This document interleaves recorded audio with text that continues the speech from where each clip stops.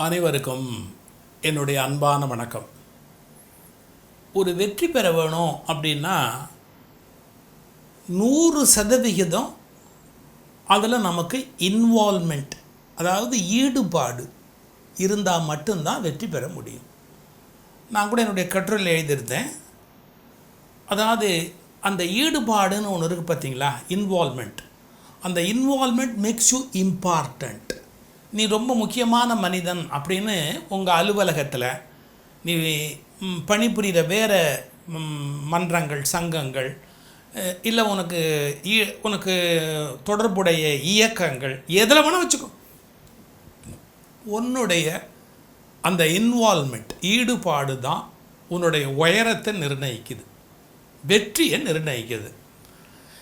இந்த ஈடுபாட்டை மேலோட்டமாக புரிஞ்சுக்கிட்டு, அடிக்கடி எனக்கு கோவம் தான் சொல்லுவேன்ல, மொக்கையான ஒரு புரிதலோட அவங்க நம்ம உயிரை எடுப்பாங்க. நல்ல நுட்பமாக புரிஞ்சுக்கணும். ஈடுபாடு அப்படின்னா கண்மூடித்தனமாக அதை அப்படியே செலிப்ரேட் பண்ணுறது, கொண்டாடுறது, அது இல்லை. அதில் முழுகிடுறது, அதை அப்படியே உள்வாங்கிடுறது, அதுவாகவே ஆகிடுறது.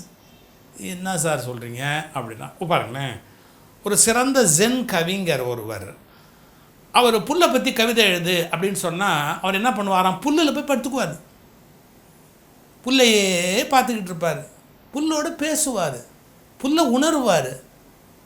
புல்லுக்கு உரிய அவ்வளவு அனுபவங்களையும் உள்வாங்கினதுக்கு அப்புறமா தான் அவர் புல்லை பற்றிய கவிதை எழுதுவார். அந்த கவிதைக்கு நிகராக இன்னொரு கவிதை உலகத்திலே இருக்கார். நீங்கள் ரொம்ப மிகைப்படுத்துகிறீங்க சார்னு என்னை நீங்கள் எக்ஸாஜரேட் பண்ணுறீங்க, மிகைப்படுத்துகிறீங்க, சும்மா இதெல்லாம் சாத்தியமானு அவசரப்படாதீங்க. நான் ஒரு சின்ன உதாரணம் சொல்கிறேன். ஒரு பழைய கதை, அதை கூட இந்த வெண்மைன்னு ஒரு பத்திரிகையில் எடுத்து போட்டிருந்தாங்க. இந்த ராம்ராஜ் காட்டனில் ஒரு நல்ல பத்திரிகை வெண்மைன்னு ஒன்று, உண்மையிலே ஒரு அருமையான செய்திகள் உள்ளடக்கிய பத்திரிகை. அதில் ஒரு கதை, ஒன்று அருமையான கதை போட்டிருந்தாங்க. ஒரு அரசருக்கு சேவல் சண்டை விட்டு பார்க்குறது இருக்கு இல்லையா, அது ரொம்ப பிடிக்கும். அவருடைய அரண்மனையில் நிறைய சேவல்கள் அவர் வளர்க்குறாரு.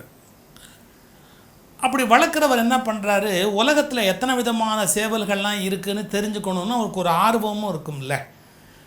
அதனால் என்ன பண்ணுறாரு, இந்த சேவலை படம் வரைஞ்சு கொண்டாங்கப்பா, அவங்கவுங்க நாட்டில் இருக்கிற சிறந்த அந்த சேவல் வகை இருக்குல்ல, அதெல்லாம் படம் வரைஞ்சு கொண்டாங்கப்பா. அப்படி படம் வரைஞ்சி கொண்டு வந்தால் நல்ல ஒரு ஓவியம் யார் வரைகிறாங்களோ அவங்களுக்கு நான் ஒரு பெரிய பரிசு கொடுக்குறேன். முன்னே நம்ம இந்த திருவிளையாடல் படத்தில் பார்ப்போமே, தருமி 1000 பொன் 1000 பொன் அப்படின்னு சொல்லுவார், பாட்டு எழுதி கொடுத்தா 1000 பொன் அப்படிங்கிற மாதிரி இந்த அரசர் அனௌன்ஸ் பண்ணார், என்ன அறிவித்தார். நல்ல அழகான அந்த சேவல் படம், சிறந்த படம் யார் வரைகிறாங்களோ அவங்களுக்கு நான் ஒரு பரிசு கொடுக்குறேன் அப்படின்ட்டார். பல பகுதியில் இருக்கிறவர்கள், அந்த நாட்டுக்குள்ளே மட்டும் இல்லை, வெளியில் பல பகுதிகளில் இருக்கிறவங்க அவங்கவுங்க நாட்டில் இருக்கக்கூடிய சிறந்த அந்த சேவல், ஏன்னா இந்த வண்ணத்தில் வரைகிறதுக்கு சேவல் ரொம்ப அழகான ஒரு பறவை தெரியுமா, மஞ்சள், பச்சை, நீலம், அது உள்ள சிவப்பு, கொண்டையில் ஒரு கலரு, அந்த அலகு கிட்ட ஒரு நிறம், வால் பகுதியில் விதவிதமான நிறம், இதெல்லாம் ஒரு சிறந்த அந்த சேவலுக்கு நீங்கள் பார்த்து அப்படியே பிரமிக்கலாம். இப்போ முருகன் கையில் சேவல் கொடின்னு கொடுத்தது எதுக்காக கொடுத்தாங்கன்னா, தமிழர்கள் அந்த காலத்தில் மலையில் சேவல் வளர்க்குறத ஒரு பெரிய கலையாகவே வளர்த்துருக்குறாங்க. மயில், சேவல். மயில் ஒரு விதமான அழகுணர்ச்சியினுடைய அடையாளம். சேவல் எப்படின்னா வீரம், காலையில் கூவுறது மங்களகரமானது, அதோடு கூட வண்ணங்கள், அப்படி ஒரு கலர்ஃபுல்லாக இருக்கும். நீங்கள் வீட்டில் வளர்க்குறது என்ன ஆகிடும், நாளாக அந்த கலரில் ஒரு மினுமினுப்பு போயிடும். வீட்டு மிருகங்களுக்கு அந்த மினுமினுப்பு தோலில் போயிடுதுங்க, நம்ம தவறான உணவு கொடுக்கறதால. காட்டிலேயே வளர்கிற மிருகங்களை பாருங்கள், தோலில் ஒரு மினுமினுப்பு இருக்கும். சரி, இது விடுங்க. இப்போ இவர் என்ன பண்ணார், ஓவிய போட்டி வச்சார். அதனால் விதவிதமான சேவல் படங்களை கொண்டாந்து வரிசையாக எல்லாம் அடிக்கிட்டாங்க. அந்த தேதியில் மன்னர் எல்லாத்தையும் பார்த்து பிரமிச்சு போயிட்டார். என்னடா இது, இத்தனை வகையான சேவல், இவ்வளோ அழகாக இருக்குது. அப்புறம் பரிசு கொடுக்குறது எப்படிங்கிறது அப்படியே யோசிச்சுட்டு, நல்ல ஒரு அனுபவமான ஒரு ஓவிய ஆசிரியர் அவருடைய நாட்டில், அவரோட முடிவுக்கு விடுவோம். நாமளாக முடிவு எடுக்கிறத விட நாம் நினைக்கிறத அவரும் சொல்கிறாரா பார்ப்போம். அதனால் அவரை கூட்டிகிட்டு வாங்கப்பா அப்படின்னு ரொம்ப கொஞ்சம் வயது முதிர்ந்தவர் அவர். அவரை அழைச்சிட்டு வந்தோன்னே அவர் இப்படி எல்லா ஓவியங்களையும் பார்த்தார். இப்படி எல்லா ஓவியங்களையும் பார்த்துட்டு மகாராஜாட்ட சொன்னார், இதெல்லாம் இங்கேயும் வச்சுருக்கிறீங்க, இதெல்லாம் எடுத்துகிட்டு போய் நீங்கள் அந்த சண்டைக்கு சேவல்லாம் விடுவீங்கள்ல, ஆமாம், அதுங்களை சுற்றி வைங்க, திறந்து விடுங்க அதுங்களை அப்படின்னு. அந்த ஓவியத்தெல்லாம் கொண்டு போய் வச்சோடனே இந்த உள்ளே இருக்கிற சண்டைக்கு போகிற சேவல்கள் எல்லாம் திறந்து விட்டாங்க. இதுங்க பாருங்கள், இந்த போகிற சேவல்னால் இதுங்க ஒன்றோட ஒன்று இப்படி சண்டை போட ஆரம்பிச்சதை ஒழிய அந்த படத்தை ஒன்றுமே மதிக்கலை, எதுவுமே சண்டை பண்ணல, அதுங்க பாட்டு சண்டை போட்டுட்டே இருந்தது. ஒன்று இந்த வயதான ஓவியர் என்ன பண்ணார், உதட்டை அப்படி பிதுக்கிட்டு அதெல்லாம் ஒன்றும் இல்லை, இங்கே ஒன்றும் வரைஞ்சதில் ஒன்றும் லாய்க்கு இல்லை, இதெல்லாம் வேஸ்ட் அப்படின்ட்டு. மற்றவங்களாம் சொன்னாங்க, எங்களை அவமானப்படுத்திட்டீங்க, கூப்பிட்டு வச்சு அவமானப்படுத்துறீங்க, உலகத்தில் தலை சிறந்த ஓவியர்கள் நாங்கள் வரைஞ்சி கொண்டாந்து வச்சுருக்கிறோம், அதில் ஒன்று பரிசு கொடுக்காமல் அவமானப்படுத்துறீங்க அப்படின்னு. அதோடு நிறுத்தலை அவங்க. இந்த வயசான ஓவியரை பார்த்தாங்க, நீ ரொம்ப வரைஞ்சிருவியோ, நீ என்ன பெருசாக எங்களெல்லாம் போதாதுங்கிறிய, நீ இதை வரைஞ்சி காட்டிடுவியா அப்படின்னு. வரையலாம், எனக்கு ஒரு 6 மாதம் அவகாசம் வேணும், எடுத்துக்கோ, நீ வரைஞ்சி காட்டிடு, இதை விட பிரமாதமான சேவலை வரைஞ்சி காட்டிடு, நாங்கள் ஒத்துக்கிறோம். இந்த ஓவிய ஆசிரியர் 6 மாதம் காணும். இவர் எங்கே போகிறாரு, எங்கே போய் கற்றுக்கிறாரு, என்ன பண்ணுறாரு யாருக்கும் தெரில. 6 மாதம் கழித்து ஒரு ஓவியம் நான் வரைகிறேன் பாருங்கள் அப்படின்ட்டு ஒரு ஓவியம் வரைஞ்சி காமிச்சார். சிலுத்துக்கு நிற்கிற ஒரு சேவல் அப்படியே வண்ண அதோட அப்படி வரைஞ்சி காமிச்சார். நாங்கள் வரைஞ்ச மாதிரி தான் இருக்கு, இல்லை என்ன பெரிய அதிசயம் இருக்குது, நல்லா தான் வரைஞ்சிருக்கேன், ஆனால் நாங்கள் வரைஞ்ச மாதிரி தான் இருக்குது, இல்லை என்ன பெரிய அதிசயம் இருக்குது அப்படின்னு. அந்த கூட்டம் இருக்கிற சேவல்லாம் திறந்து விடுங்க. திறந்து விட்டோன்னே எல்லாம் வந்தது பாருங்கள், ஒன்றோட ஒன்று இதை பார்த்த உடனே இதை கொத்துறதுக்கும் இதை கிழிக்கிறதுக்கும் இந்த சேவலோட மோதுறதுக்கும் எல்லாம் ஓடியாந்தது. அவர் சொன்னார், கவனிச்சிங்களா, நீங்கள் வச்சதெல்லாம் படம்னு அதுங்க கூட தெரிஞ்சு வச்சுருக்கு, ஒன்று கூட சீண்டலை, கிட்டக்கவே வரல. நான் வரைஞ்சி வச்ச உடனே நேராக அங்கேருந்து ஓடியாந்து இது ஒரு சேவல் அப்படின்னு படம்ன்ற உணர்வு ஏற்படுத்துமானால் அது எப்படிங்க ஒரு வெற்றி ஆகும்? அது சேவல்ங்கிறத உணர்த்தினா மட்டும்தானே அதுக்குரிய பெருமையை பெற முடியும். இதை நாம் முடிவு பண்ணக்கூடாதுங்க, சேவல் முடிவு பண்ணணும். அது சேவல் நினச்சி சண்டைக்கு வருது அதோட அப்படின்னா இதை விட தீர்ப்பு வேறு யார் கொடுக்க முடியும்? உங்களுக்கெல்லாம் படம்னு அதுங்க தீர்மானிச்சிருச்சே, கண்டு காணாமலும் போயிடுச்சே, எனதை கொத்த வருது, கவனிச்சிங்களா அப்படின்னார். அரசர் ஒத்துக்கிட்டார். இதில் ஒரு ஒரு சரியான விவாதம் இருக்குது. அப்போ மற்றவங்களுக்கும் உங்களுக்கும் என்ன வித்தியாசம்? ஏன் 6 மாதம் கேட்டீங்க, ஏன் வரையறதுக்குன்னு? 6 மாதம் நான் என்ன பண்ணேன்னு நினச்சிங்க? நேராக சேவல் இருக்கிற இடத்துக்குள்ளேயே போய் உட்காந்துக்கிட்டேன். இந்த சேவல் எப்படி எப்படி எப்படி அதனுடைய இறகு என்ன, ஒன்று என்ன, கண் என்ன, எப்படி பார்க்கும், அது என்ன பண்ணும், அதுக்கு கோவம் வந்தால் என்ன பண்ணும், அமைதியாக இருந்தால் என்ன பண்ணும், அதுக்கு ஆசை வந்தால் என்ன பண்ணும், எல்லாத்தையும் வாட்ச் பண்ணிக்கிட்டே இருந்தேன். நான் அதோடையே படுத்தேன், அதோடையே தூங்கினேன், அதோடையே எழுந்தேன், அது கூடவே வாழ்ந்தேன் 6 மாதம். கொஞ்சம் கொஞ்சமாக நான் சேவலாகவே ஆயிட்டேன் தெரியுமா? அது அப்படியே என்னை ஆக்கிரமிக்க ஆரம்பிச்சது. வழிபாட்டோட நோக்கமே அதுதாங்க. ஏன் சாமி கும்பிடணுன்னு சொன்னான்னு நினைக்கிறீங்க? தேங்காய் உடைக்கவா? எதுக்காக சாமி கும்பிட? நீ அதுவும் ஆகணும். தத்துவமசி, அதுதான் நீ தான் அது. அந்த இறைவனுடைய ஆற்றல் முழுக்க நீ மாறணும். நீ அதுவாகவே மாறினா தான் அதுக்கு வழிபாடு. வழிபடுதல் வழிபாடுன்னு ஆச்சு. என்னங்க வழிபாடே இன்றைக்கி எப்படி ஆகிப்போச்சு? வெறும் வியாபாரமால மாறி போச்சு. அதுவாக நீ மாறுதல். உயர்ந்த விஷயங்களை சொல்லி தானே நான் இவ்வளோ துன்பப்பட வேண்டியிருக்கேன். இந்த சேவல் அதோட நான் வாழ்ந்து சேவலாகவே ஆயிட்டேன். அதனுடைய குணம் கோபம் எனக்கு தெரியும். இப்போ சேவல் கத்துச்சுன்னா அது என்னத்துக்கு கத்துது, கோபத்தில் கத்துது, காமத்தில் கத்துது, என்ன எனக்கு அதனுடைய மொழி கூட தெரியும் அப்படின்னார். இதுக்கு தான் என்னென்னு கேட்டிங்கன்னா 100% இன்வால்மெண்ட். நீங்கள் கரைஞ்சி போகணும், அதுக்குள்ளேயே அப்படியே கரைஞ்சி போகணும். இதெல்லாம் முடியுமோ அப்படின்னு நீங்கள் கேட்பீங்க. நேர்மாறாக ஒரு செய்தி சொல்லட்டுமா? நேர்மாறானா நீங்கள் வரலாற்றில் படிக்க வேண்டிய செய்தி.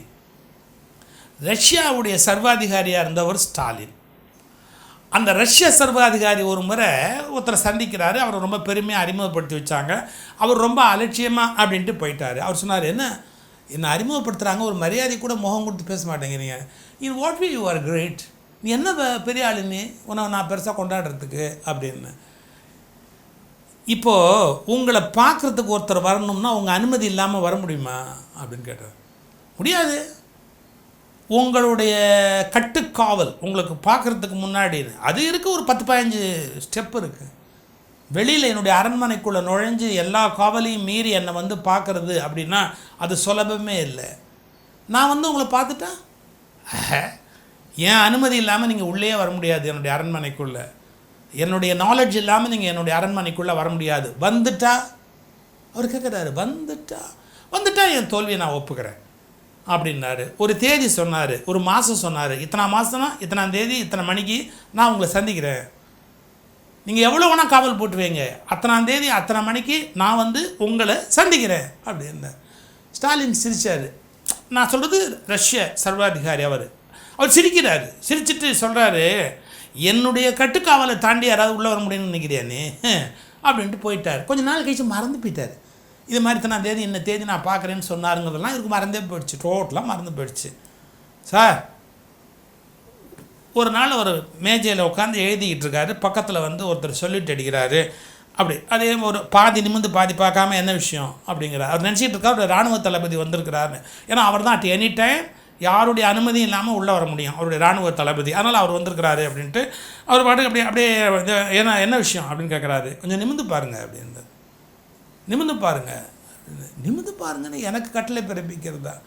அப்படி நிமிந்து பார்த்தா அப்புறம் தான் அவருக்கு ஒன்று நான் எங்கேயோ பார்த்துருக்குறேனே, நீ எப்படி என்னோடய அனுமதி இல்லாமல் இங்கே உள்ளே வந்த? இது சாதாரணமான இடம் இல்லையே, நான் உன்னை எங்கே பார்த்தேன் அப்படின்னாரு. ஞாபகம் இல்லையா, நம்ம கொஞ்சம் நாளைக்கு முன்னாடி ஒரு முடிவு பண்ணுமே, இத்தனாம் தேதி இத்தனை மணிக்கு நான் உங்களை வந்து அரண்மனைக்குள்ளே சந்திக்கிறேன்னு சொன்னேன். ஆமாம், எத்தனை அடுக்கு காவல் இருக்குது, யார் எப்படி ஒன்று உள்ளே விட்டார், கூப்பிடு, அதுக்கு முன்னாடி இந்த ஆளை கூப்பிடு அப்படின்ட்டு கூப்பிட்டு, நீ எப்படி இந்த ஆளை உள்ளே விட்டேன்? என்னங்க உங்கள் இராணுவ தளபதி உள்ளே வராரு, நான் அவருக்கு கட்டுப்பட்டேன், இராணுவ தளபதிக்கு சொல்லிவிட்டு அடித்து உள்ளே விட்டேன், என்ன தப்பு அப்படின்னார். இராணுவ தளபதி, நாமளும் அதே தான் நினச்சோம், இவனும் அதே தான் நினைக்கிறான் அப்படின்ட்டு. அதுக்கு முந்தின இருக்கிற காவலனை கூப்பிடு அப்படின்னார். அவன் சொன்னான், எப்படி உள்ளே விட்டே அப்படின்னா. என்னங்க இராணுவ தளபதி வரும்போது ஏதாவது தடுக்க முடியுங்களா? அவர் தான் உள்ளே வந்தார், நான் சொல்லிட்டு அடிச்சு தான் உள்ளே விட்டேன். எல்லாரும் அதே சொல்கிறான். அப்புறமா இவர் யோசிச்சார். இவர் கேட்டார், வாட் இஸ் த சீக்ரெட், என்ன கொஞ்சம் சொல்லிடேன்னு. இதுக்கு பேர் என்ன தெரியுமா? என்ன, நான் அவராக ஆதல், ஆவாகனம், நம்ம இந்திய மரபியல்ல சொல்லுவாங்க. அதாவது அதுவாகவே ஆக்கப்படுதல். எப்படி நான் என்னை கடவுள்னு உணர ஆரம்பித்தேன், நான் கடவுள் தான் சார். அது ஒரு பெரிய ஆச்சரியமான சயின்ஸு. அதை யாரும் புரிஞ்சுக்க மாட்டேங்கிறாங்க இன்றைக்கி உலகத்தில். அவங்க எது மேலே ஏற்றுறாங்களோ அதில் பார்க்கலாம், அதனால தவறு இல்லை. அதுதான் இந்திய மரபியல். கல்லில் போய் யாரும் கல்லை கும்பிடல, கல் அந்த கடவுளை ஆவாகனம் பண்ணுறாங்க, அதனால் அது அதுவாகவே பார்க்குறாங்க, அது அதுவாகவே ஆகுது. இந்த பேசிக் பிரின்சிபிள் புரியாமல் எல்லோரும் பேசிகிட்டு இருக்கிறாங்க. மனிதர்களுக்குள்ளேயும் அதை ஆவாகனம் பண்ண முடியும். எப்படி அவர் சொல்கிறாரு, நான் 6 மாதமாக என்ன பண்ணிக்கிட்டு இருக்கிறேன், உங்கள் இராணுவ தளபதியினுடைய ஃபோட்டோவை எடுத்துக்கிட்டேன். நான் என்ன அவராகவே பாவித்தேன். அவருடைய கண், அவருடைய மூக்கு, அவருடைய செயல்பாடு, அவருடைய படங்கள் சம்பந்தமானதெல்லாம் பார்த்து எப்படி அசைவார், எப்படி திரும்புவார், இதெல்லாம் வெறும் நடிப்பு அல்ல, கொஞ்சம் கொஞ்சமாக நான் அவராகவே ஆகினேன். கொஞ்சம் இந்த மாந்திரிகம் தெரிஞ்சவங்க சொல்லுவாங்க, உன்னை வந்து அவராக அதில் ஆவாகனம் பண்ணி அதுக்கு கெடுதல் பண்ணுறது அப்படின்னு. இது வந்து ஒரு பிளாக் மேஜிக் மட்டும் இல்லை, ஒரு கல்ட்டு மட்டுமே இல்லை, அது உள்ள ஒரு சயின்ஸ் இருக்குது. எப்படி தெரியுங்களா? அந்த தன்னை அவராகவே உணர்தல், அந்த நிலையிலேயே நிற்றல், அதாவது ஈடுபாடுன்னா 100%. நான் எங்கேருந்து எங்கே போயிட்டேன், நீங்கள் சேவல் கதை சொன்ன முதல்ல என்ன அர்த்தம்? 100% நீங்கள் அதுக்குள்ளே பிரவேசிக்கிற போது அதுவாகவே ஆகிறீர்கள். அது மாதிரியான ஈடுபாடு உங்களுக்கு வாழ்க்கையில் இருக்குமானா எங்கும் வெற்றி, எதனிலும் வெற்றி.